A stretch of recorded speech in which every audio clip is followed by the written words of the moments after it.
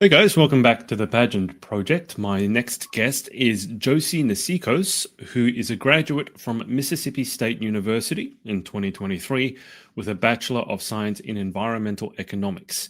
This August, she graduated from Clemson University with her Master's in Applied Economics and Statistics.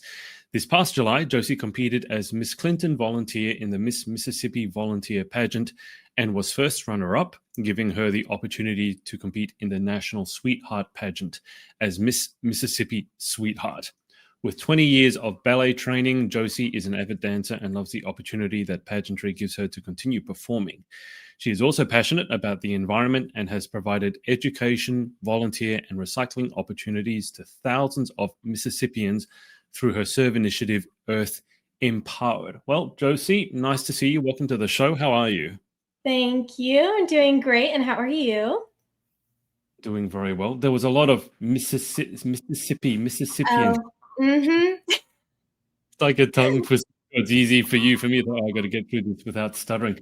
Now, just briefly, so I got you to book in for an interview before you went to the Sweetheart pageant, and you've Yes, since competed. So why don't you catch everyone up with how it went, what happened? I assume you enjoyed yourself.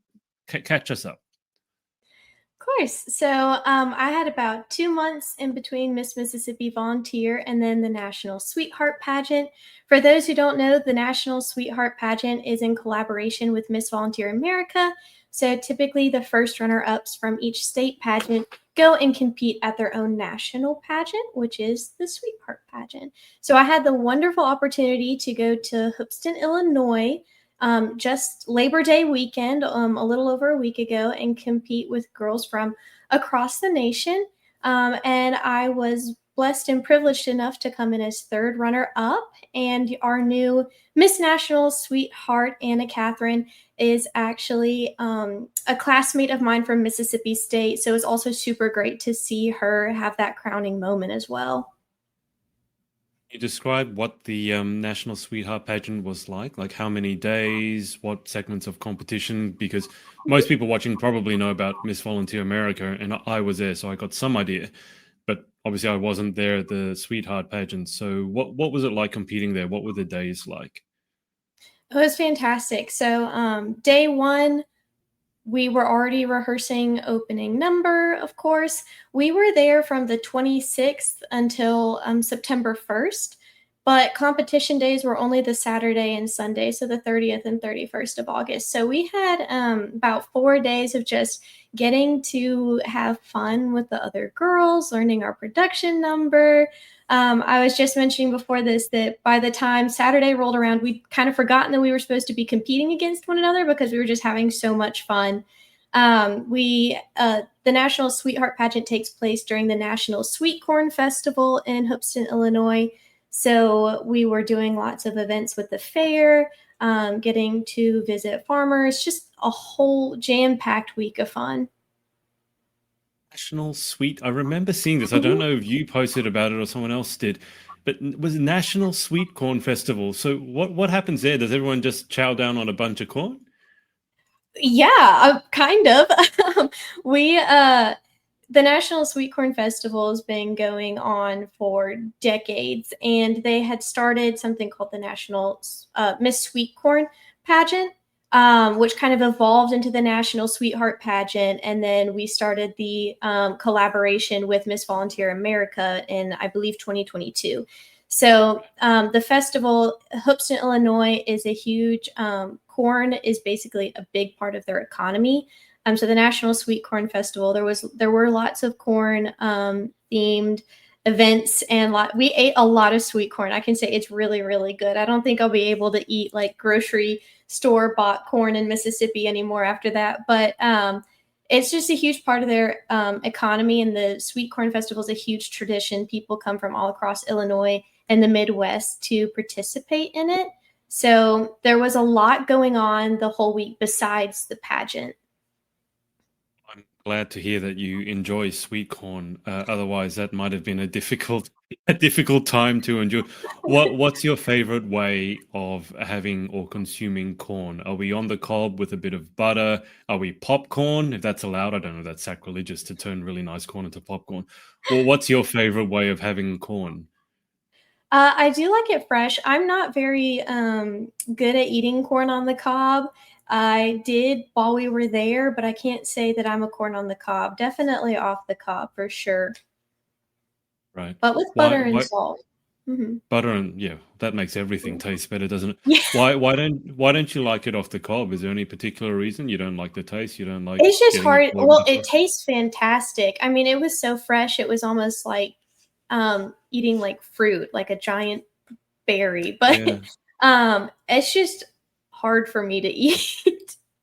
Especially when you're eating it in full pageant makeup and hair every single day. So that was a little difficult, but it was definitely worth it because it tasted really good. So Yeah, it does have the habit of going everywhere, and then you got the added problem, I think, of it getting between your teeth. I think that's a big yes. problem with corn is that, you're doing this, Uh-huh. you're doing all these appearance smiling, and then you got a big bit of corn between your Yeah, that teeth. was a But that was a reoccurring issue for a lot of us. yeah, you guys can deal. Josie, how did you get into pageants to begin with? Well, to be completely honest, it was mostly just because all of my friends were doing it. I was, of course, dancing in high school, and all of my peers in my dance class were doing Distinguished Young Woman. My mom did it back in the day when it was called Junior Miss. It's a really great way to earn scholarships. And so I participated in that. And then that following year, my senior year of high school, I did a local preliminary for the Miss America organization. To be completely honest, I was kind of roped into it so they would have enough girls to hold the preliminary in the first place. And I genuinely had no idea that if I won, that meant I was going to Miss Mississippi. So I was kind of a fish out of water. Um, and then right after that experience, COVID happened. So I took a 4-year break from pageantry from about 2019 to 2023. I didn't really do a whole lot with pageants. I was also, I had some injuries, so I couldn't dance either. So I took a break, and I about 2023 kind of learned about the Miss Volunteer America organization, and that was right up my alley. So the service part of pageantry is probably the biggest part for me, and I really liked the organization. I loved the people. Everybody that I met with the Miss Mississippi Volunteer Pageant was just so welcoming and professional and amazing. And so I competed in it that summer, 2023, and I was hooked. I was like, this is it. This is a system for me. And I'm like fully back into pageants. So I really don't have a whole lot of pageant experience under my belt. But this was my third summer doing Miss Mississippi Volunteer. So definitely a fan of that organization. I mean that's still a sizable amount of history. It's not like it was your first rodeo, so to speak. Yeah. We'll get into the service part of it because I always like to know what people are doing behind the scenes. I think that's very important. But can I Mhm. just ask you like a silly question? You came first runner up to Maddie Grace, and I Yes. saw the photo.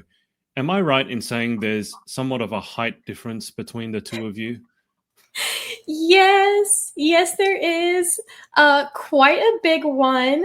And that was kind of like a running joke during Sweetheart pageant as well. Like a lot of our first runner ups were all very petite. So there's definitely a height difference. I was among my people, but yeah, I've actually known Maddie Grace since she was 9. We danced together for all of middle and high school, so we're really good friends then, and I hadn't seen her in a few years, so I was so excited to see that she was competing. And so we were up there. We realized it was the two of us, and we were like, "Oh my god!" I think I said something like, "We have to call our old dance teacher and tell her that it was the two of us at the end of it." And yeah, she's just amazing, beautiful dancer, super sweet girl. So I'm so excited for her. It was kind of like an honor to be first runner up to somebody that I've known for so long and have always admired. So, Is it is everyone in Mississippi a dancer? Because I had no idea that because I interviewed Maddie and I was like, is Mississippi like a hub of ballet or something?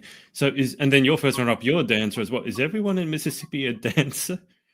Not necessarily, but I do think Mississippi gets overlooked as a dance state. The International Ballet Competition is actually held in Jackson, Mississippi, where I'm from, every 4 years.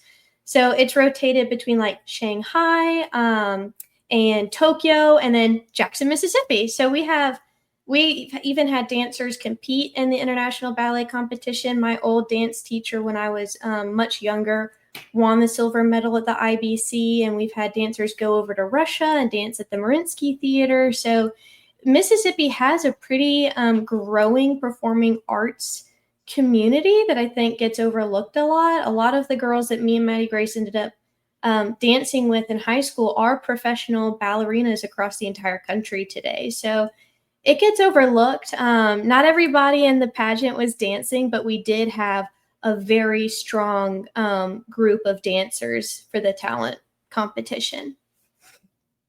Am I right in imagining that you did dance for your talent? I did ballet on point. Right. Can I didn't know there was a Jackson in Mississippi, because that again, I've been trying to get into all the different pageants over there in America, and sometimes I get confused. It's Yeah. like Jackson. It's like, oh, there's a Jackson in Mississippi. Oh, there's a Jackson in there's oh, okay, there are two Jacksons. It gets quite confusing. Mhm. What has your dance history been like? Because from my experience, I used to coach tennis, and I was right next door to the rhythmic gymnasts who were training, and they all start very, very young, like 8, 9 probably is average. Some start even earlier than that. And then even at that age, they're training 4, 5, 6 days a week. I could never get the tennis players to come in that much. But did you start very young, and are you still doing it now? Just give us a insight into your dance. Well, I'd say I started reasonably young. I was about 4 years old when I started taking ballet classes. I was homeschooled until I was 15, so I had a lot of time to dedicate to dance, and that was like my whole life. Dance was my whole life plan. College was kind of like, as a child, that was like my backup plan. So I was dancing many hours a week. About 12 or 13 is when I started dancing with the Mississippi Metropolitan Ballet and doing pre-professional training. I was a pre-professional dancer for Ballet Magnificat as well, which is an international touring company in Jackson, Mississippi. And yeah, I danced all the way up until my senior year of high school, maybe between 20 and 40 hours a week, depending on the time of year. It was like, that was my whole life was dance pretty much. And then my senior year of high school, I just had my ankle reconstructed. And then I found out I have a hip deformity, and I'd torn all the ligaments in both of my hip flexors. So I couldn't even walk for a week or two there. It was really bad. And they basically told me that I had to quit or get hip replacement surgery. So I quit. Much to my dismay, I ended up going to college. And I took about a 4-year break from dancing. So which coincidentally coincided with my 4-year break from pageants for a lot of reasons. COVID, I was going through a lot of personal struggles at the time. I was dealing with my injury, and all of those things were kind of just compounding. So that 4-year break from pageants and dance was a pretty significant turning point in my life. But when I decided I was going to sign up for Miss Mississippi Volunteer in 2023, I was like, oh my gosh, I have to have a talent. And there was no way on earth I was not going to do point. It didn't matter that I hadn't done point in 4 years and that I was getting old for a dancer. I was like, I am doing this. And so I naturally, as the overachiever I am, decided I was going to do the Kitri Don Quixote solo. Which if you don't know what that is, you should go watch it after this, because I don't know what I was thinking. I'm not a jumper. I'm not a fast dancer. I'm a very slow dancer. But I spent about 5 or 6 months that spring semester reteaching myself ballet. And then when I went to Clemson for my master's, they actually had a dance class program. So I took classes with the university with the dance majors, and then I also took it with the student extracurricular group. And now that I've graduated Clemson, I'm taking adult ballet classes at Ballet Memphis, because they're really the only option for somebody my age who's not in high school, not much less in college. So, but no, dance is wonderful. It's one of my favorite things, and I'm very glad that pageantry exists as an option for somebody my age to continue to dance on a stage and not just in my living room. It's funny that you mentioned college was kind of the fallback plan, and then went into such detail about your dance. You hardly mentioned college at all. It's like college is just what I did in the background whilst I was dancing. Even I have to ask, I can only imagine how difficult it must have been with your injury and then basically being forced to quit, because when you're doing something 20 to 40 hours a week, it's not just a hobby, is it? It becomes your entire identity. You live it, Yeah. you breathe it, you probably dream about it. Can you just walk us through what it was like mentally and emotionally going through that period of time? It must have been incredibly tough. Hmm. It really was. And I didn't anticipate the spillover effect that it would have for the rest of my life. So yeah, I went to college. The first semester, it was fine. You just graduated high school. There's like football and it's super fun. And it's kind of like, oh, this is a good break because you do get burnt out dancing. And then COVID happened and quarantine happened. So for example, and this is another part of it physically too, you're going from dancing that many hours a week. That was the only exercise I'd ever done in my entire life. I cannot, first of all, I can't even run because of my hips. So running was off the table. I never lifted weights. I never did. Like I went to dance and I had fun and I moved and then I went home and I ate whatever I wanted. So quitting cold turkey like that. And then, you have the freshman 15 or whatever. And then COVID happens and you're locked in like your house without any friends. You can't dance. You can't go to the gym because they're not open. All of your classes are online.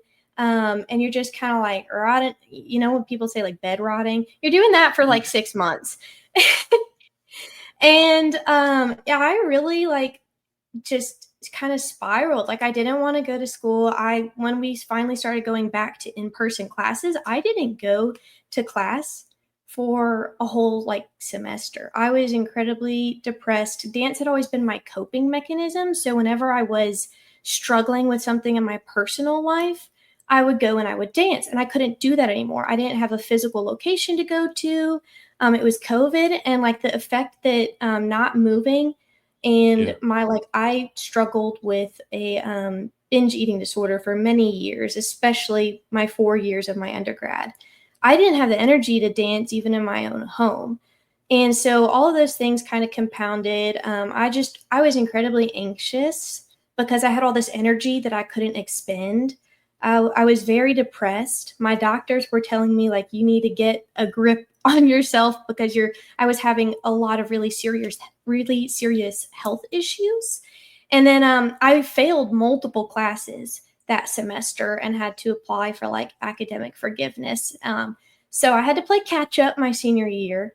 And that was the year that I was like, I need something to motivate me besides just because college wasn't something I was super passionate about. I was very involved in extracurricular service, volunteerism for all of it.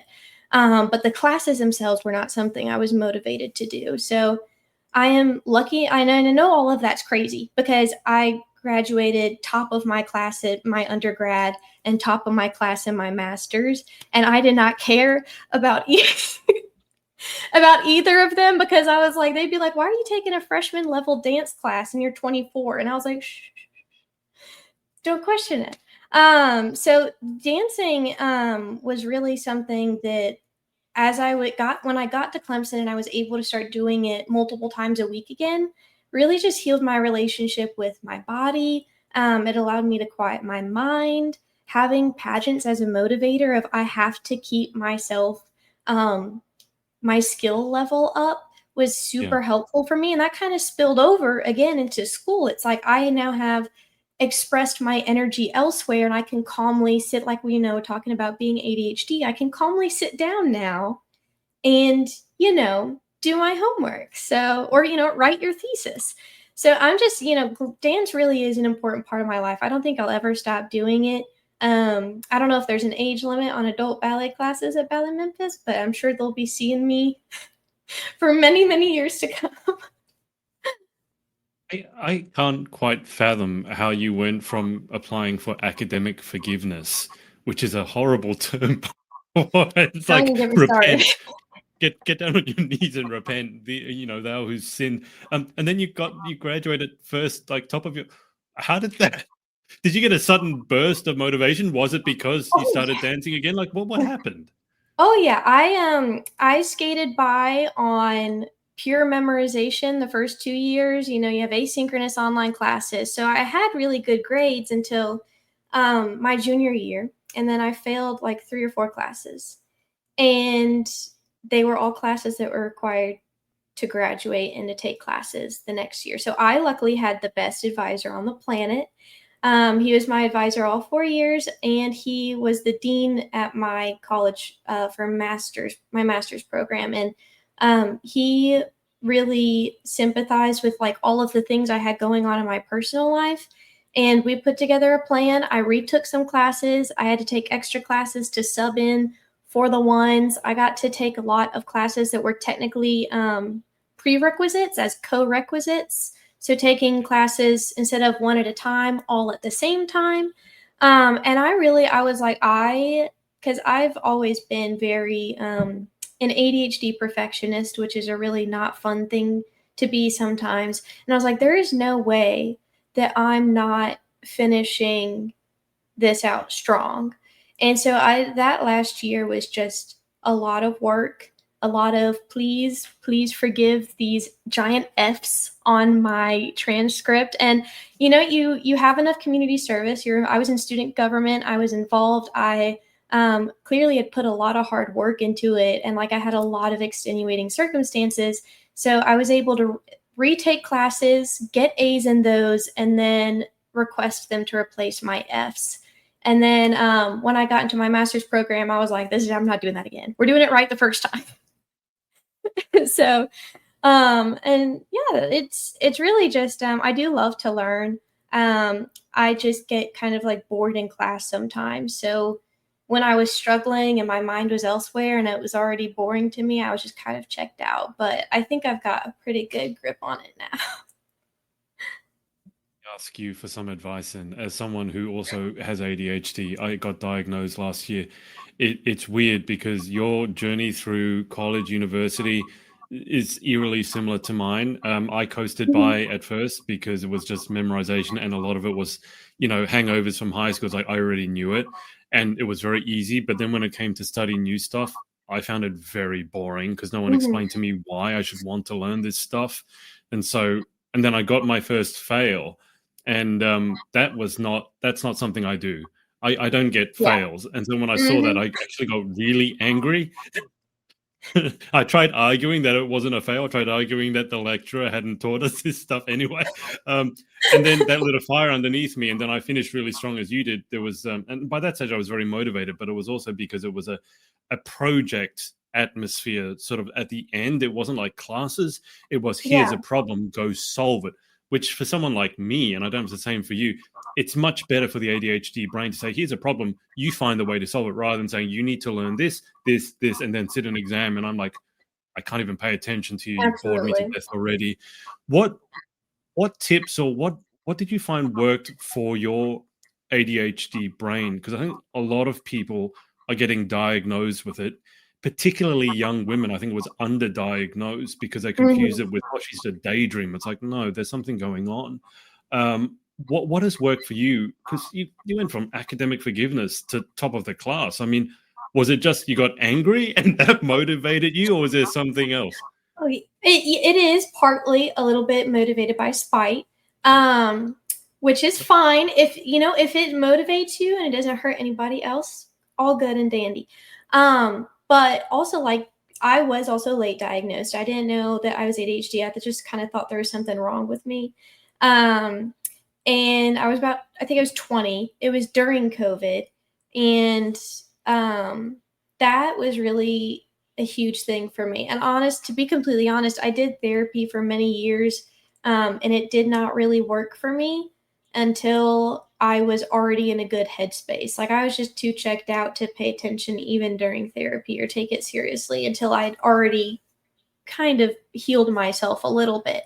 But for me, like honestly, it was don't be afraid to change your major. I changed mine twice, so I've had 3 different majors. Don't be afraid to ask for help. That's a big one for me. I'm an eldest daughter and an eldest granddaughter, and I do not ask for help.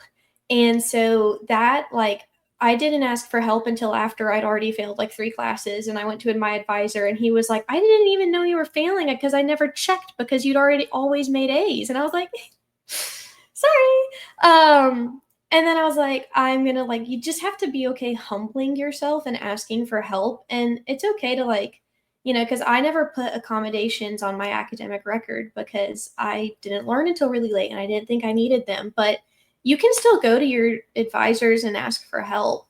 And then the other biggest thing, my number one study tip for those of you out there who just can't study traditional methods, teach it to somebody. It could be your stuffed animals. It could be your best friend. It could be an imaginary person, an imaginary classroom. Just get a dry erase marker and a whiteboard and give a lecture on it. You will figure it out so much quicker that way because it makes it problem solving instead of memorization. You're trying to explain it to somebody and you can't remember. You have to be able to think logically through the flow of a problem in order to teach it to somebody else. And for me, that was the biggest thing. And that's also what helps me with pageant interview too. Is, sometimes it's okay to take one of those core interview questions and write it down on a whiteboard and just lecture about it until you've kind of talked yourself out of it. So, into a good answer. But yeah, that's the biggest thing for me. I'm always telling people like, oh, did you know about this thing? And they're always like, well, I don't really care. And I'm like, yeah, but I need to tell you so I remember. I don't know where to begin with that because there's so many like things that you've just highlighted, which is exactly what I do. I mean, I've literally got a whiteboard behind me. If you can see, I think everyone Oh who yeah. has ADHD loves whiteboards. There's all these like informal ways of, I think, diagnosing ADHD, and I think having a love of a whiteboard is one. But it's so Should be funny you all of us. mentioned it's so funny you mentioned the therapy and it not really working until you'd already kind of healed yourself. Firstly, because I find that ADHD people they teach themselves a lot, and when they really want to find something out, no normal teacher could keep up with them. But I distinctly remember when I was getting diagnosed, I was getting so bored during the diagnosis. It was like, I know where this is going. I know why you're asking this question. So do you want me to give you the real answer, or do you want me to give you the answer that will help? And I was having this like, I should just give the answers that will help me get diagnosed because I know I got it. So let me just, but it was so weird because normal people won't think like that. And it's funny because you said you just Yeah. thought there was something wrong with you. For me, it was like, I felt exactly the same thing. And when I got the diagnosis, it was relief more than anything else. It's like, Mhm. oh, that explains this and this and this and this. Was it similar for yourself when you got that diagnosis that it was mainly relief? Like, oh, there's a reason I'm like this. Yes. And it wasn't even just like, oh, nothing's wrong with me, thank God. Because sometimes it can be debilitating depending on what season of life you're in. But the same thing, like they're asking me questions and I'm overthinking the questions and I'm like, what am I supposed to say? Like, what do you want me to? And it's like you're thinking too much about it. And so for me, a piece of advice that I don't even know where I heard this, but it was like if you treat yourself with the accommodations and the tools that would help this sort of I guess diagnosis and it works for you, then do it. So for me, it was like learning I was ADHD wasn't just like, oh, there's nothing wrong with me. It was like, I'm not crazy, first of all. And two, there's something I can do. And, there's no cure for something like ADHD or autism.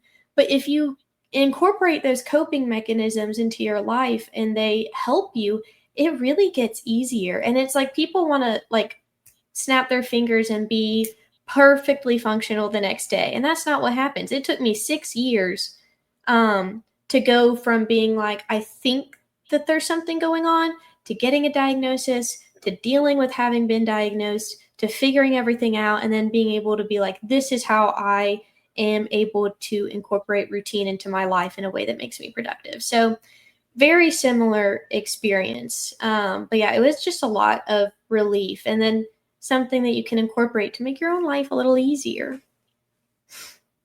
Go back to the dancing for a sec. Mhm. And I'll preface this by, so I was always fascinated by tennis. I wasn't very sporty growing up, but tennis was my thing. And a lot of it was because it was a solo exercise. You're by yourself and it's just you figure things out. If I lose, it's on me. If I win, it's on me. And I love that. I can just go at my own pace. But when I wanted to get better at it, I taught myself tennis. Now, that's not something that most people can do because, first off, I didn't have anyone else on the other side of the court. I had a ball machine, which literally just Yeah. throws balls at you. And then I went, okay, I'm going to get a video camera. I'm going to get a laptop. I'll use this slow motion software and I'm going to compare myself against the best players in the world. So there were Japanese tennis magazines. They had frame by frame shots of the best players in the world hitting their shot. And I would spend hours just going, hit a ball, have a look, hit a ball, have a look, hit a ball, have a look. Now, when I say this to a normal person, first off, they don't understand. You can see their eyes glazing over as I'm saying this. And then secondly, they'll say, why didn't you just get a coach? And I've always said, if I'd gotten a coach, I never would have gotten as good at tennis as I ended up being. Because there's something about, okay, ADHD, you can be scattered focused, but when you lock in, it's like a laser. Like when I published Mhm. my pageant book, I forgot to eat. I forgot to go to sleep. I forgot to have a shower. And Yeah. I banged out 2 books, 800 pages each, Josie. So 1,600 pages. And I turned that around in less than 2 weeks. And people look at me and go, you're insane. And I'm like, actually, I never really thought about it. I was just focused on it. So I did it. So, but for me, tennis, and this is my point, the exercise of it, I didn't realize back then that I had ADHD, but I found it so relaxing. It was like the only thing that would quieten my brain was being on that court, moving, and it just gave me a focus. I'm curious for yourself with dance, was it the same thing that you needed to move in order to have this thing be a little bit less all over the place? Yeah, absolutely. And um for me it was also like structure, routine. You're Yeah. probably doing this, like you said, the same thing for hours and hours and hours. And that's what specifically ballet is doing the same thing every class, every day, Hmm. learning the same stuff. And you don't that means that you don't really have to think about what you're doing with your body. You just have to Yeah. move it. You get to the bar, today we're doing this, and I already know what I'm doing. I don't even have to think about it. It's muscle memory. And there is studies that show that movement like that is really good at helping you process thoughts and feelings and emotions and new ideas. And so, for example, walking, taking a long walk is a fantastic way to process creativity, stress, anything like that. And so I think when you're doing something like tennis drills or doing a classic ballet class, it's the same thing. You don't have to think about it the same way you don't have to think about walking. And it really helps calm you down and help you focus more so that when you go home at the end of the day, you've already kind of expelled not just the physical energy that you get from being restless, but also the mental and emotional load for the day. You've already processed it when you go to sleep. So there's just a whole lot of benefits. Whatever your thing is, whether it's dance or tennis, or another thing I really love to do is weightlifting now. So anything that's where you can just kind of shut your brain off and move, fantastic, especially if you're ADHD.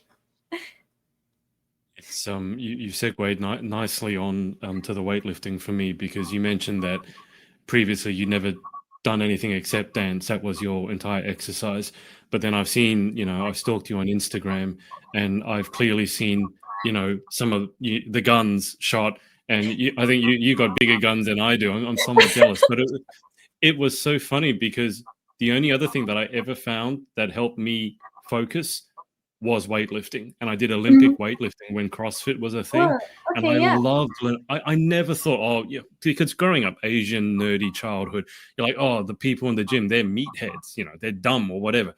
But then I went to go and lift this weight, and it's a really heavy weight, right? So it demands your focus in a way that, like, if you're not focusing on it, you'll drop it on yourself, Oh and yeah. that's not going to be very pleasant. So, but I Mhm. loved learning the biomechanics of it. It's probably very similar to ballet, and maybe that's a link that we can discuss with the ballet and the weightlifting, because you need to be very body aware, don't you? Because it's like, Mhm. okay, we're going to lift a 40-pound and 80-pound weight, but if you do it right, it's so much easier. When you do it wrong, not only is it a lot harder, but you can hurt yourself. So Mhm. tell me about the lifting of weights, because I loved it. Because for me, it was like meditation. And again, other people look at me and go, "What are you talking about?" It's like, you don't understand. It's the only way I can switch my brain off is go lift that 150 pounds and don't drop it on your foot. Then you got my attention. But talk to me about weightlifting for yourself. Yeah, it honestly, there I could go on about it forever, and I know I ramble, so I'll try and keep it short. But like I said, 22 years of my life, I never picked up a weight. I hated it. Every time I tried to do it, it sucked. And I went to this like student org fair thing at Clemson, and there was a girl standing on top of a table dancing, and she pointed at me and she was like, "You come over here." And I was like, "Oh, I'm intrigued." So I went over there, and she was like, "You want to join our weightlifting club and come to our event next week?" And I was like, "Oh, I guess I do." And honestly, I just kind of fell in love with the people first. Like I was like, wow, these girls are like, it was just like a social event. So we weren't even like working out, but I was like, I need to make new friends. Moved to South Carolina. I didn't know a soul there. So it was just, I was like, okay, fine. I'll come to your social. And they were like, I was like, wow, these girls are, not only do they look fantastic, but they're all very smart, all very involved, all super cool. I was like, I want to be like them. So I started going to the weightlifting things, which for me, a huge part of it was the social anxiety. Going into a gym in a college town where I also went to like a gym that wasn't a chain. So it was like all like bodybuilders and college guys, and that was it. And that was so intimidating to me. So to take over the gym with like 50, 20 something year old women was like, it was like, oh, I feel really comfortable just kind of doing it. And it really transformed everything for me. I've got less injuries when dancing now because my bones are stronger, which is a huge perk of weightlifting. It really did, for the first time in my entire life, heal my relationship with food. I've struggled since I was a child with binge eating specifically. And weightlifting allows you to put whatever you eat into fuel for like intense workout. So like I would say I do get obsessive over things. So I was dancing 3 or 4 times a week while in my master's at Clemson. I was also going to the gym for 2 to 3 hours, 4 to 6 days a week lifting weights. I was like obsessed with it. I was studying like the best exercises, the best way to do it. I was eating my protein. I was eating so much protein. And I never thought in my life that, like, as a pageant girl, especially that mental, like, just stigma around gaining weight. And of course, like, I had my own struggles with being extremely overweight and very unhealthy. Um, but I never in my life have had normal blood work until I've started weightlifting. And for the last 2 years Wow. that I've been weightlifting multiple times a week, I've had perfect blood work every single time. So I just inside and out, I feel amazing. I was an ambassador for the women's lifting club at Clemson, so I got to teach younger girls that were coming in after me as I was graduating how to get started in the gym and not to be intimidated by all of like the big macho men in there. And it's just like I think all pageant girls should weightlift because then you get in the swimsuit portion on stage and you're like, I look fantastic. And not only fantastic, I worked for this. It's really, really just truly empowering. And I love it a lot. And I said I wouldn't ramble, but that was only 2 minutes. So, Oh, it's fascinating to me. It's not a ramble because I got the ADHD and I'm loving it. Isn't it yeah. so funny though? Because when you think about it, how many people in life got set off down their path by just like a freak occurrence? So Yeah. if you hadn't bumped into that girl dancing on the table, and if you hadn't sort of given into peer pressure, so to Uh-huh. speak, you Good wouldn't peer be. And pressure. then, exactly. Then you mentioned the protein. I remember at one stage I was obsessed with protein, and I just was chicken this, chicken that. And I felt so guilty at one stage. Like, oh, how many chickens have I killed in order in order to I do think this. about that all the time. I'm like, I It's had terrible. like 3 chicken breasts today, and I have that like every day. And then It, for the last 2 years, and I'm like, "Oh my god, and like we could get into that, but it does make me feel bad. But I will say I don't really eat meat a lot besides chicken. I don't like beef, I don't like pork, I don't like any of that. And those have a higher carbon footprint. So I'll be okay with my chicken. It's my, contribution to a lower carbon footprint. okay, okay, you're doing 3. I think I was doing 4, but then I'm a little bit taller than you. But didn't you ever get sick of the chicken? At one stage, I was like to the point where I just need to find the fastest way, the most efficient way of cooking this, and not adding any carbs to it. So I think I was like poaching them or boiling them. But then at one point, the taste of chicken breast just made me nauseated because I can't just eat chicken, chicken, chicken. So how do you how do you do yours? Look, I am never going to be the person that's like, you have to cut out sauces, condiments, seasoning. A little bit of processed food is not going to kill you. I eat about the same thing every single day, especially leading up to pageants. Just I'm too Yeah. busy to be boiling my chicken. I get like the all natural chicken sausage. It's just minimally processed. It's just Oh. chicken and seasoning. I throw them in the air fryer for about 8 to 10 minutes. I take it out and I eat it. That will be my breakfast almost every single day leading up to a pageant is 2 or 3 chicken sausage links.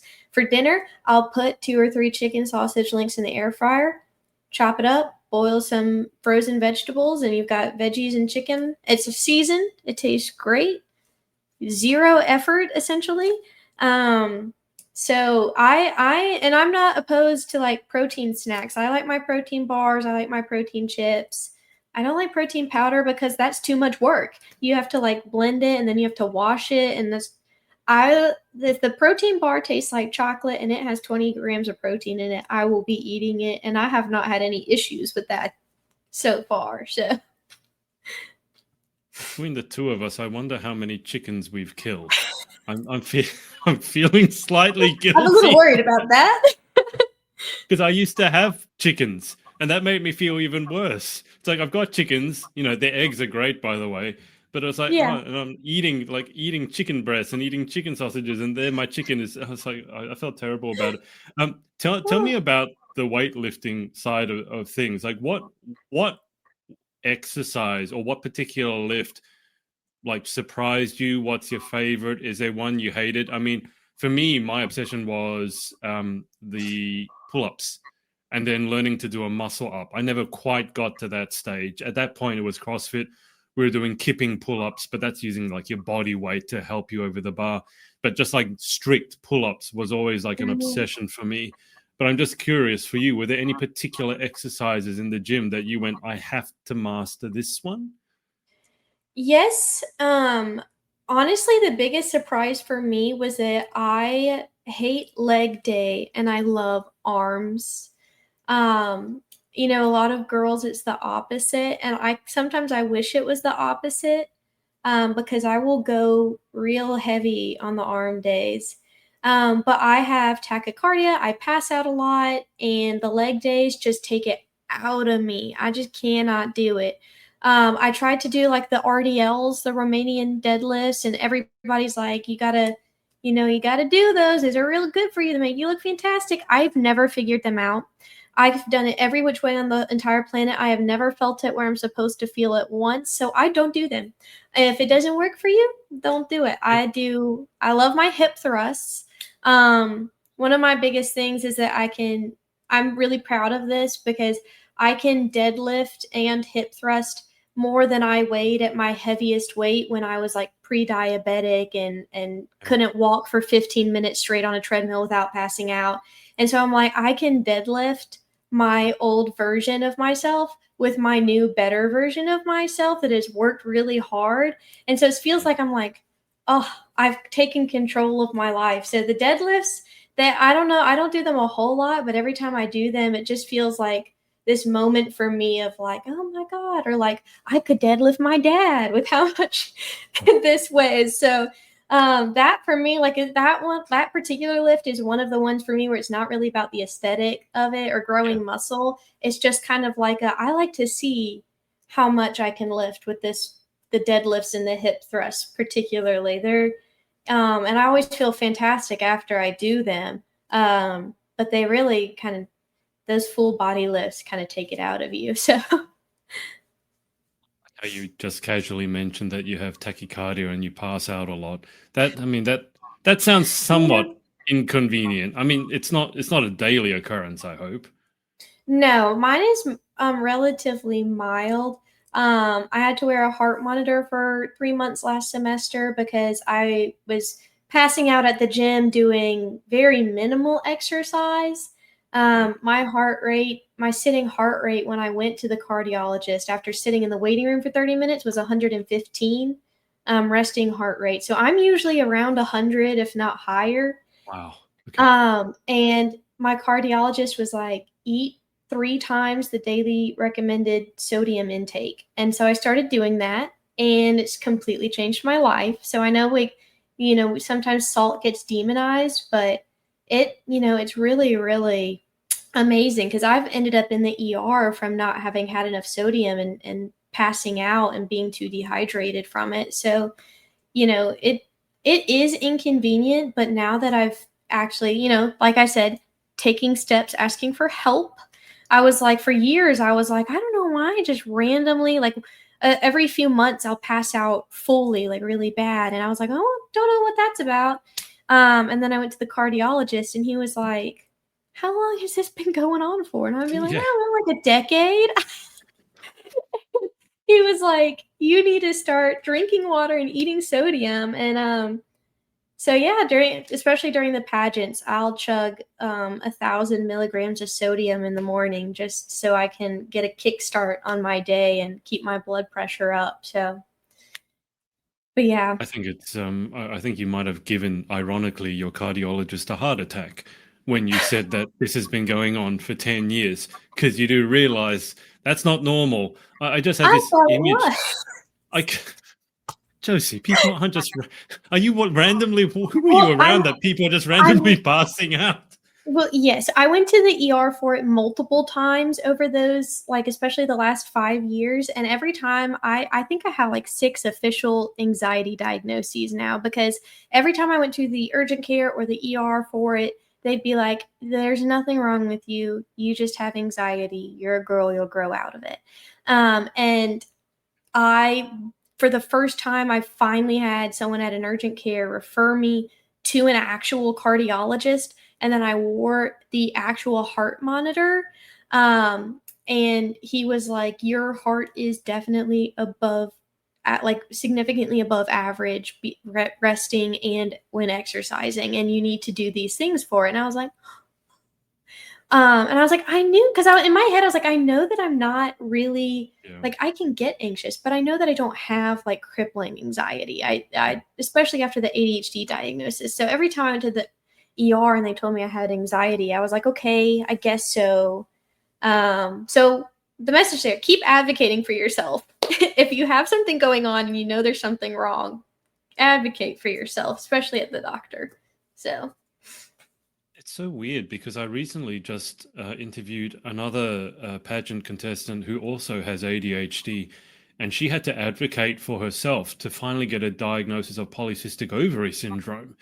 Mhm. And it was either that or it was a brain tumor, but she kept getting told by the doctor that, oh, no, there's nothing wrong with you, nothing wrong, nothing. And she basically, the only way it got diagnosed was she said, I'm not leaving until you do this scan. And guess what? She had Yes. found out that because of the ADHD, when there's a problem to solve, it's like waving a red flag at a bull, isn't it? Yeah, here's Mhm. the problem. And especially when it's your own problem, you go for. But Yeah. do you think there's do you think you got discounted as, oh, she's just anxious because you were a girl, because you were young? Because sometimes that's an issue as well. It's like, oh, the girl, she doesn't have ADHD. She's just, daydreaming. And it's like, actually, no, she's not. Well, do you think that was part of it for yourself? Yeah, I think it was. And also, like I said, I was homeschooled till I was 15. And so both of my parents were like, "There's nothing wrong with you. You're just like us." Well, it's genetic. My dad got diagnosed with ADHD a year or two after I got diagnosed because he was like, "Wait a second, I do all of that." And so growing up, my parents were just kind of like, "Oh no," and like especially like in high school when I was in public school, I was getting all A's, and so I would be like, "Oh, I'm really struggling," and people would be like, "No, you're not." And I was like, "Well, I am." And then especially with going to the doctor, like I'd go to a therapist or a psychiatrist, and I'd be like, "Something's going on with me," and they'd be like, "It's anxiety." And then I go to the urgent care or ER for my heart, and they're like, "It's just anxiety." So at the end of the day, it was a lot of anxiety diagnoses, and I know I was not very good at advocating for myself until like I was 24 when I went to the cardiologist and was like, something is wrong. And so I would say I think it definitely has something to do with it because my little brother got diagnosed when he was like 9 with ADHD. And again, genetic, but everybody was like, Yeah. "Oh, you're fine." So I do think it plays a part in it. And I think that's something that a lot of us pageant girls can relate to for numerous things. I think even if you hadn't had, you don't have anxiety, but after receiving that many anxiety diagnoses, I think anyone would have been anxious. So that's saying something. It sounds like through all of this, like learning, because it's weird. Because for me, when I was in school, straight A's without even trying, scholarship here, scholarship there. And Mhm. then you're told, oh, if you are smart, if you're not struggling at school, you can't possibly have ADHD. And I remember going to get a diagnosis, and the first psychiatrist said, I told him I'd written a book. And he said, oh, you wrote a book, you can't have ADHD. And it was like, do you feel like often you're sort of struggling to be understood or to justify yourself? It's like you said you're struggling, and people going, "No, you're not. You got straight A's." And so I would say I think I have ADHD. It's like, "Oh, you did well in school. You can't have it." And it's like, hang on, I'm supposed to be getting help here, not trying to defend myself or Yeah. trying to. Did you ever feel that? Yes. And, neurodivergent diagnoses are called a spectrum for a reason. And there's a lot of ways that ADHD can present. For example, you could be hyperactive, or it could be that your brain is hyperactive. Which is often how it works for young girls versus young boys. It could also be socialization. Um, and I know from my family, a lot of that was, my brother's a boy and he had fewer rules than I had and less structure. And so, with less structure, his presented more severely than mine, Yeah. even though as adults, we're very equally yoked in how it presents.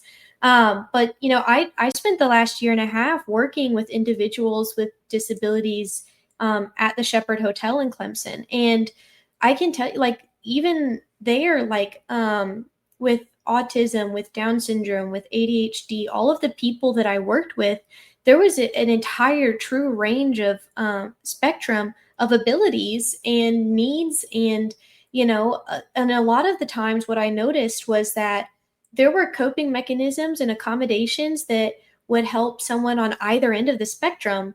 It's because it's individual to that person. So, I might present as neurotypical to a lot of people until they really get to know me, or, they talk to me for almost an hour and I can't shut up. They might not know, but I might be requiring the same accommodations as somebody who isn't living on their own or isn't independent or requires a caretaker. Those two people can oftentimes require the same coping mechanisms. And so it really is a spectrum.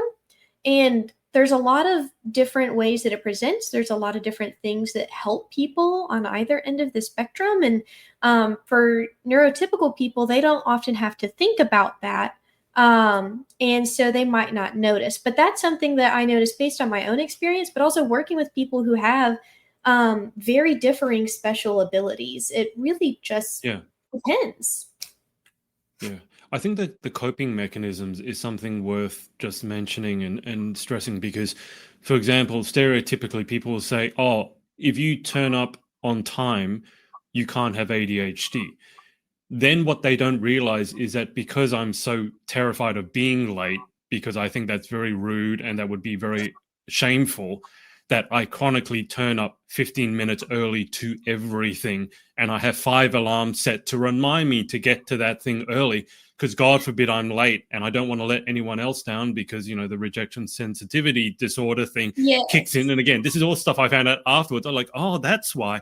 But it's so weird because I think a lot of people with ADHD, and maybe I've worked also with people with Down syndrome and things like that, and I found it very enjoyable. I don't. Other Mhm. people were like, "Oh, I don't want to work with that person," and I was like, "But I love working with them because it's like you Yeah. have a connection." Like they were more honest in a way. I don't quite know how to describe it, but people Yes. don't understand the coping mechanism side of it. It's like I've grown up with these issues, so of course I try to find ways to mitigate them.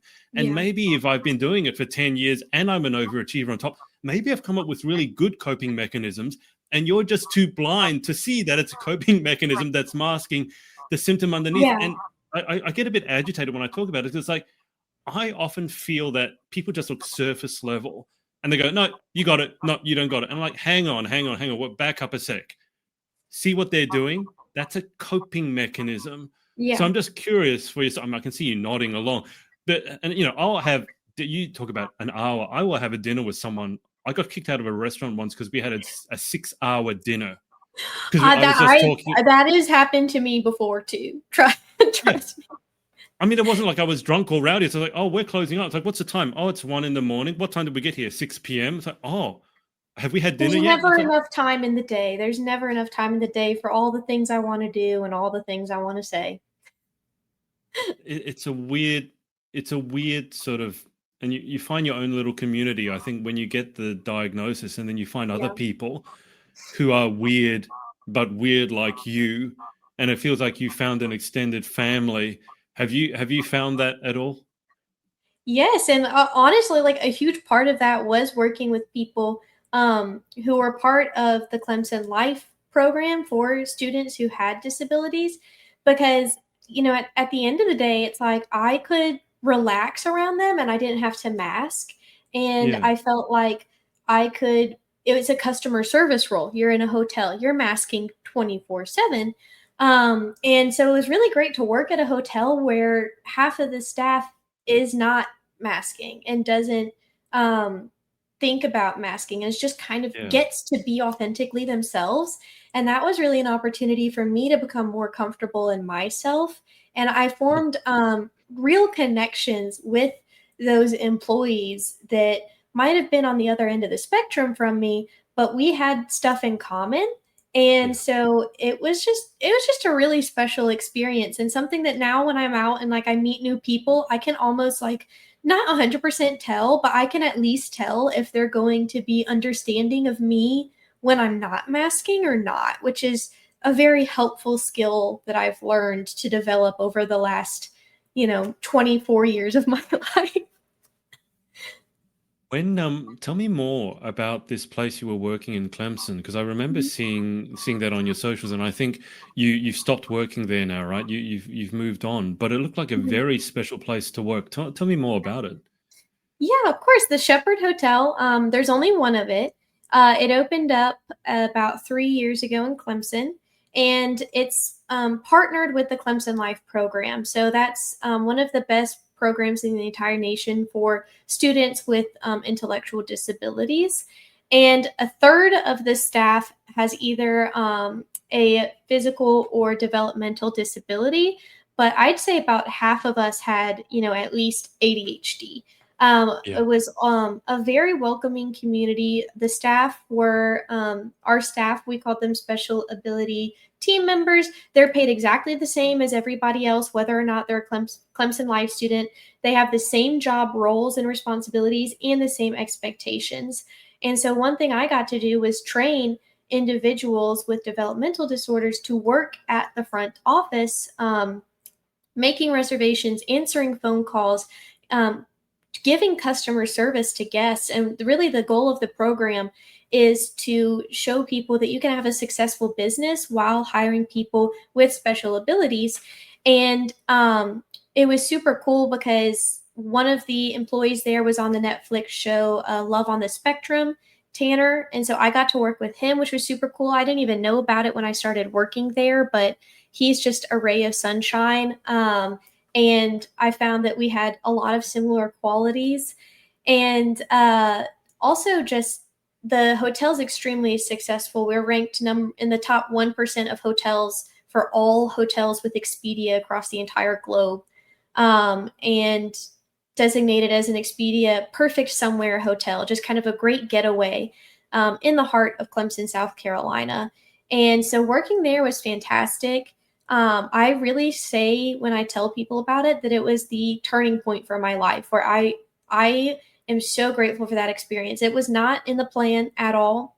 I barely planned to go to Clemson, and I definitely didn't plan to be working in a hotel there. But now that's what I want to do with my career, and that's kind of where what I'm doing right now in Memphis, Tennessee, and starting my career in hotel management, which is very exciting. And I kind of want to take that that lesson that I learned, that you can break the mold and do things that are way out of the norm and still have a successful business. And so really just the whole experience, both personally and professionally, I wouldn't trade it for anything. I'm very glad that I ended up going to Clemson, even just for having that experience. I mean, you have to tell us a story of how you came to end up working there, because you ended up weightlifting because of a random woman dancing on a table. How did you end up working at this hotel? Well, all throughout college, I don't think I've had less than 3 jobs at any given point. I worked my way through all of college, pretty much, except for the one COVID year. And I worked at a hotel in Starkville, where Mississippi State University is, for a few, I think like 8 months during COVID. And it just kind of paid the bills, but I really loved it. A lot of structure, a lot of routine, but still exciting. You meet new people. There's something different every day. It's the best of both worlds, right? Yeah. And so I get to Clemson and I'm dirt poor. And I'm like, I need a job desperately. And I applied to every single hotel in the city and the surrounding city. So we're talking like the Days Inn, the Marriott, all the way up to the Shepherd Hotel, which is like the top hotel in the area. And every single other hotel rejected me except for the Shepherd. And I'm so glad for that now, because I ended up working there. I was working there about 20 hours a week by the end. I worked in every department: front desk, housekeeping, valet, the bar, food and beverage. I was a night manager. I did it all. I was like, I want to learn every single thing about the hotel that I can. And I did. And now I'm like, that's what I want to do. I love this so much. And I can use the skills from my degree and get to talk to new and exciting people every day. So it was just kind of like fate, I guess, because there were hotels that were closer to my apartment. There were hotels that paid a whole lot more, and they all rejected me. And I'm very glad that they did. So the best things in life come because you're poor, basically. Exactly. That's been true for me quite a lot. Well, I get the feeling you're not going to be poor at all for much longer. But it's so interesting that with someone who has ADHD, and then I find very often there's a big crossover between people with ADHD and then that entrepreneurial, like wanting to start something of their own. And it's very often unexpected, like me doing pageants. It's not like I took a Bachelor of Pageant interviewing at university. I didn't know about pageants at all. And I just sort of did one thing, like, oh, that's interesting. Oh, that's interesting. Because, I can't remember whether it was Family Guy or Simpsons. It was like, oh, piece of chocolate, oh, piece of candy, oh, piece of candy. And you literally follow until you find yourself like, how did I, it was in Jackson, 2 months ago in Tennessee. It's like, hang on, how did I end up here again? Like, I'm an Australian guy and I'm like here. All the time. Yeah, but it's very weird. Like, you have those moments and you just, what am I doing here? And then people want to know, like, okay, how did you end up, doing this? And I feel like most other people have a very PowerPoint presentation of bullet point like this. I did this and I was studying for this and I knew I wanted to do this when I was 5 years old. And like, well, I studied to be an aeronautical engineer at first, but then I found out that I would never get to fly a plane. So I quit early. Then to pay the bills, I did a music business management degree because I wanted to, be an agent for a musician. But then once I was doing that, I took a tennis class, and then I liked tennis. So I became a tennis. And then is your life story kind of that, like, connect the dots all over the place? Absolutely. I tell people all the time, the only thing I've ever known for sure I wanted to do my whole life was dance. I came out of the womb dancing. That was it. Everything else, fate. I really attribute a lot of it to being a yes woman. I don't tell people no a lot, which can be a character flaw, but for the most part, that has helped me a lot.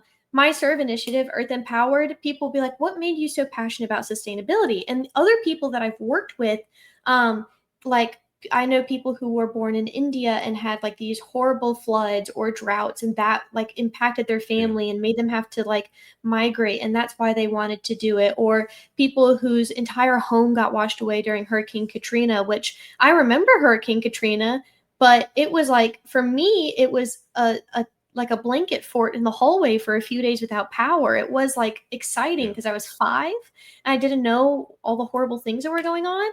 And I don't have a good story for anything that I've ever done. It's just kind of like somebody told me to do it one day and I said yes. I went to an org fair my freshman year at Mississippi State. First week on campus, somebody was like, you should join my club I just started. And I said, okay. And then I fell in love with it. I was like, I've been doing this for 6 years now, working with sustainability, and changed my major to match that more, and loved it. And same thing with the weightlifting, same thing with pageants. Somebody texted me and was like, you'd be really good at this pageant. And I was like, sign me up. I need something to do with my life. And the other part of that, being a yes woman, is rejection. I signed up for to be a leadership role in that sustainability organization I joined, and I got rejected because I had no qualifications. And I said, I'm going to do it anyways. And that person that got the role instead of me ended up, I guess, transferring schools or something. And so they were like, well, you're the only other person that interviewed, so do you want it? And I was like, yeah. And then by the end, I was running everything. I was running sustainability for student government. I was running it for the campus. I was president of each organization related to the environment for my whole campus. That was my major. Like that, same thing with pageants, like getting first runner up and then getting to go to Sweetheart, or struggling really heavily with like my health and my weight. And one day somebody being like, you need to, join our weightlifting club. Or me being like, I'm going to do a pageant and start dancing again. It's a two-sided coin, just like saying yes a lot, and getting told no a lot. And those things, fate has just worked it out for me, and blessed me so immensely. And a lot of it I do feel like is luck. Sometimes things just kind of happen to me. Sometimes it's fate, it's destiny. But I do really just feel blessed that my life has kind of worked out this way, because I had zero plan going into adulthood whatsoever. So, but I'm very happy with where I am. So I can get the idea that you didn't have much of a plan, because I don't think anyone could have quite come up with your life as a plan, because anyone would have looked at that and went, that's not a plan, that's just catastrophe. My resume is an interesting resume. I don't need. This is why I think I'm doomed to work for myself for the rest of my life, because God forbid I put my resume together, it would make zero sense to anyone trying to read it. Like, I feel for them. Exactly. Let me ask you, so with all that passion and all those different things, is there a plan now for like the next year or 2 years or 5 years in terms of what you want to do, what you want to achieve and all that? Yes, I'm super excited. I'm working my first full-time job. This is my first semester not going back to school, which is heartbreaking, but I have a lot more time on my hands now. I'm really looking forward to what's next. I'll be competing in a local preliminary the end of this month, and just about 3 weeks that I'm very excited about. I'm thinking about next summer already. For me, Miss Mississippi Volunteer is, I think about what our previous Queen's Laurel says all the time. It's not a crown, it's a calling. And that's really how I feel about it. And because of that, I'm willing to dedicate a lot of time and energy, not just into preparing for the pageant, but for pouring into the things that I'm passionate about. I relied on volunteer led organizations a lot in the past to get back on my feet. I've been frequenting food banks while competing in state level pageants. And I have experience with, you know, being diagnosed with PTSD after my car accident. As a teen in Mississippi, my own personal S.E.R.V.E initiative that I've poured 6 years of my life into, I'm not ready to just kind of set those things aside. And so I have a lot of plans for this upcoming year that I'm excited about. And really, right now, it's just about keeping the momentum that I've had going for the last few years and bringing all of that passion and all of the work and hours I've put into this to the Miss Mississippi Volunteer stage in July. So, if you picture with me that you're in pageant interview, right? Or that you meet someone just at a bar or a restaurant, just a yeah, stranger, and you sit down and they say, "Tell me a bit about yourself." How do you answer that question? that is every pageant girl's most dreaded question. I usually like to tell people kind of the more fun stuff. I love to dance. I love to lift weights. I work in the hospitality industry, and it's something that I really, really love.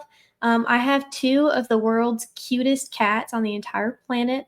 They're the loves of my life. I got asked. I have a tattoo on my ankle of a moon for my cat Luna, and this pageant interview just a week and a half ago is the first time I've ever been asked about it in interview.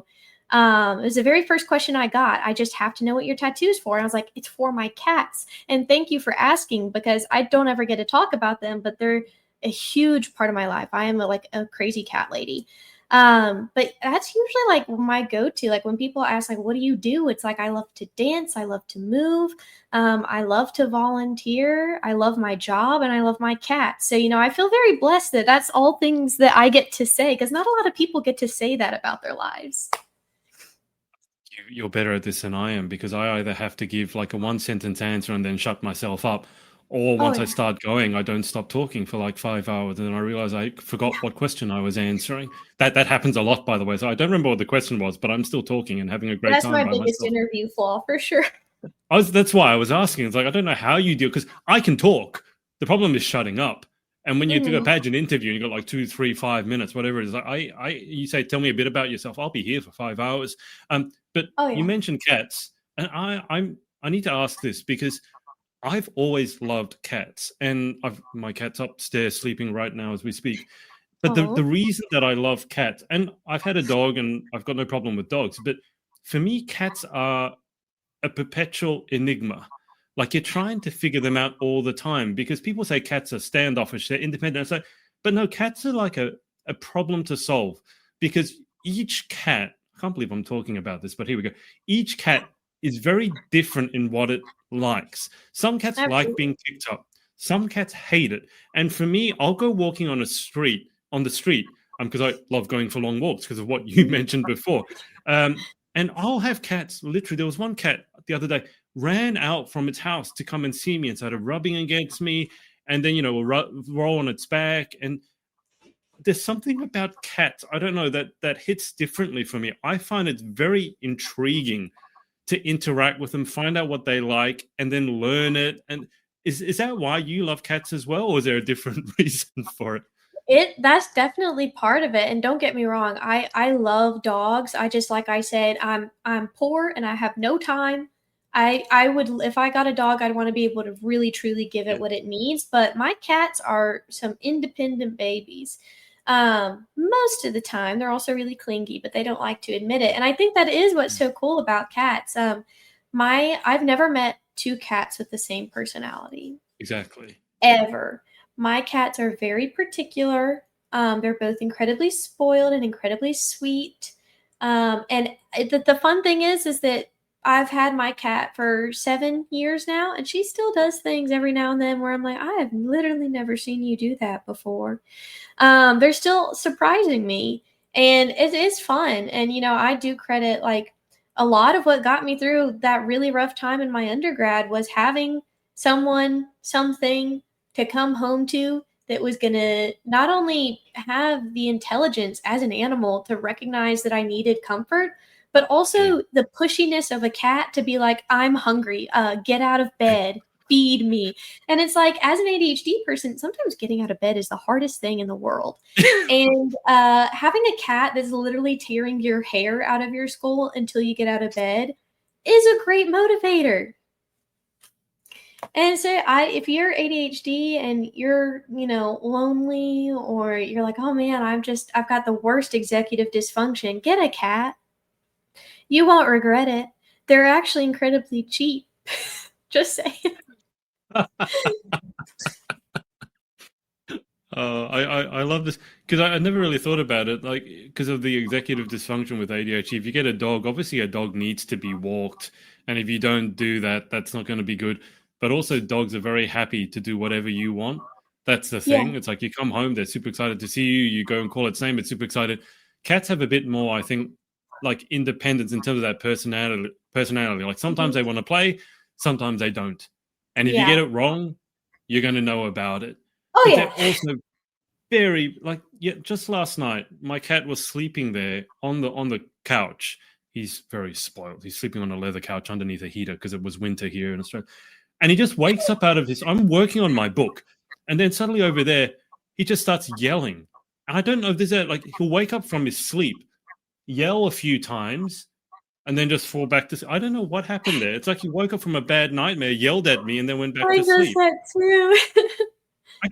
I don't know what that is. It's very, very hard. And I don't think a dog ever does that. Oh, I love cats. I don't know if cats are an ADHD thing, but I think they're probably better suited to someone who does have ADHD. Because not because they rip the hair out of your skull. Mine doesn't do that. If mine did that, he'd get a slap. But mine's gentle about it most of the time, but irritating enough that I want to get out of bed. I don't know if you can tear hair out of a skull gently, but I'll take your word for it. That's fair. That's fair. We will move towards a close because otherwise I think I could speak to you literally for hours. Just before we go towards the final 10, is there anyone that you want to say thanks to or give a shout out to for supporting you along your journey? Well, I could go on and on about this too. Well, at the end of the day, like I said, having all of these things that I've gone through, I would not be here without my support system. I'm blessed to have kind of picked up people along the way over the last few years that have completely transformed my life. Mr. Steve Stockton with the Miss Mississippi Volunteer Pageant is an absolute wonder. He puts together the best pageant every summer for us, and he truly cares about us as people and not just as contestants. And it really is about the girls and the whole team. I have had so much support from them in ways I could not fathom, and it makes me feel like I'm really wanted there, not just for the entry fee that I could provide or having an extra girl on stage, but they care about me and making me a better version of myself so I can do better in life. And I don't think I'd be where I am today outside of pageantry without everybody on that team who's poured into me over the years. And of course, my advisors throughout school, they've been very supportive of me, my academic journey, and the fact that I wanted to go into hospitality nonetheless afterwards. And yeah, I've got a whole lot of friends and family, all of the girls at Miss Mississippi Volunteer that have been in my corner cheering me and supporting me, especially with the National Sweetheart Pageant. As somebody who I called myself a chronic pageant loser for the last 8 years, doing pageants for 8 years and never making it past the top 10. This year particularly has been just it's like sometimes I don't even think it's real.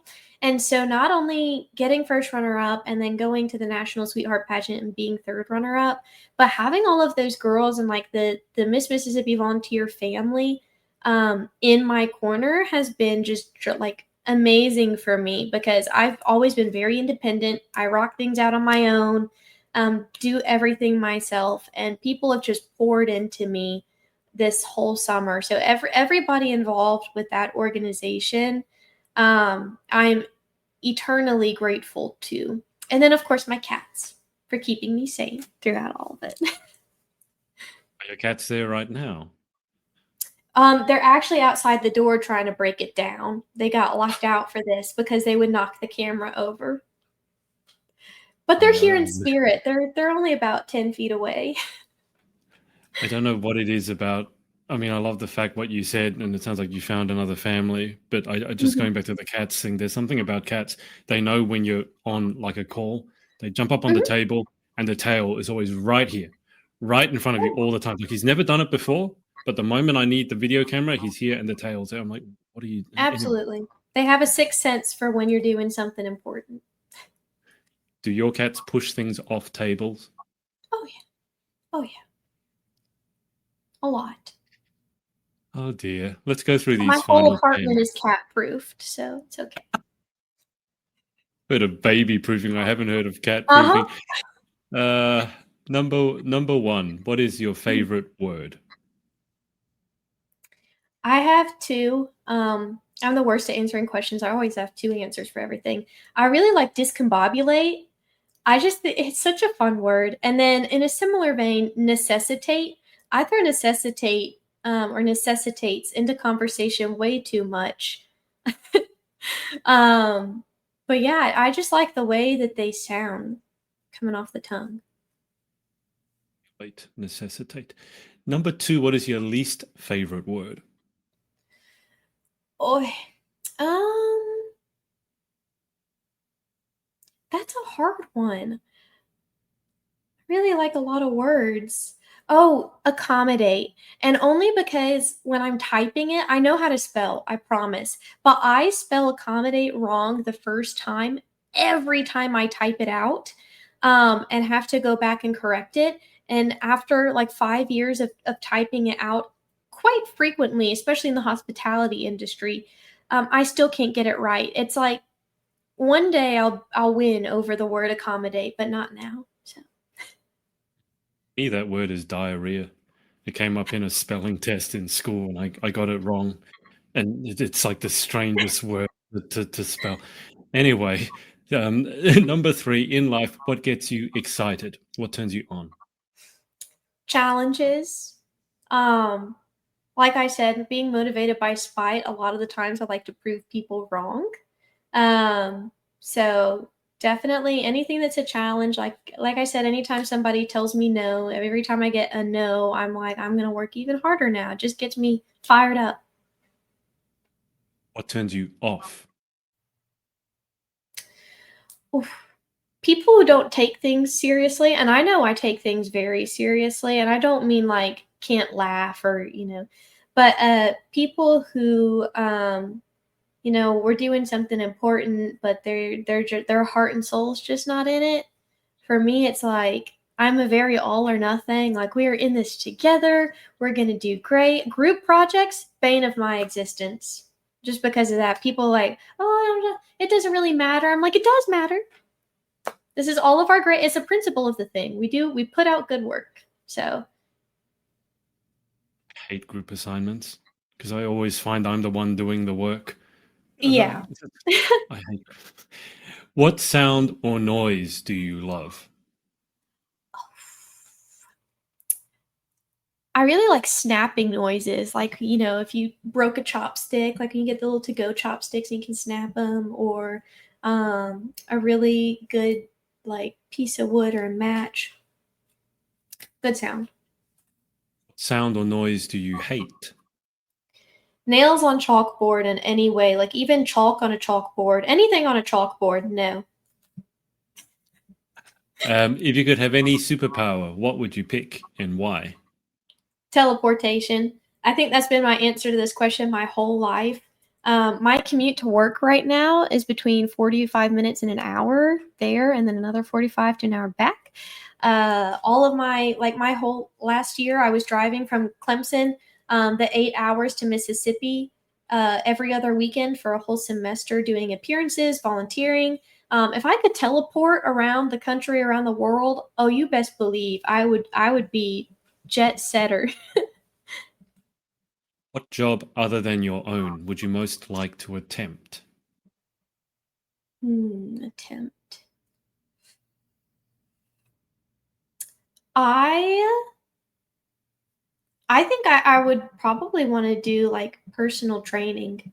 That's something else. Like I've got a bucket list. Like one day I want to do like a bodybuilding show. Maybe I'll get a personal training certification. Just collecting side quests.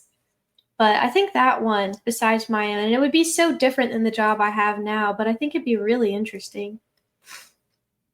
What job would you definitely not like to attempt? Anything related to being responsible for another person's life, healthcare, veterinarian, anything like that is just too much for me. I would probably just cry the whole time. I mean, given that it took you 10 years to go and see a doctor about fainting all the time, I think that's Oh, that's yeah. probably a safe bet. Final question. If heaven exists, what would you like to hear God say when you arrive at the pearly gates? I think you made me proud would be a really big one. Like knowing that like I put effort into the life that I've been blessed to have, and that it meant something, that I did something for the greater good. So hearing that would be very powerful, I think. Well, Josie, let's wrap it up there. Otherwise, we could be on for another few hours. Thank you Oh, I'm so so much. sorry. No, no, no. It's me. I need to stop as well because otherwise it will be the equivalent of that 6 hour dinner and I'll get kicked off my own show. But thank you Oh so much for coming on. no. All right. Thank you for having me. It's been an absolute pleasure talking or rambling with you. I really enjoyed it. That's the way these ADHD conversations go, isn't it? I'll keep you on the Mhm. line for just a sec, also hang out with the audience. But thanks everyone for watching, and we will speak to you next time. Bye for now.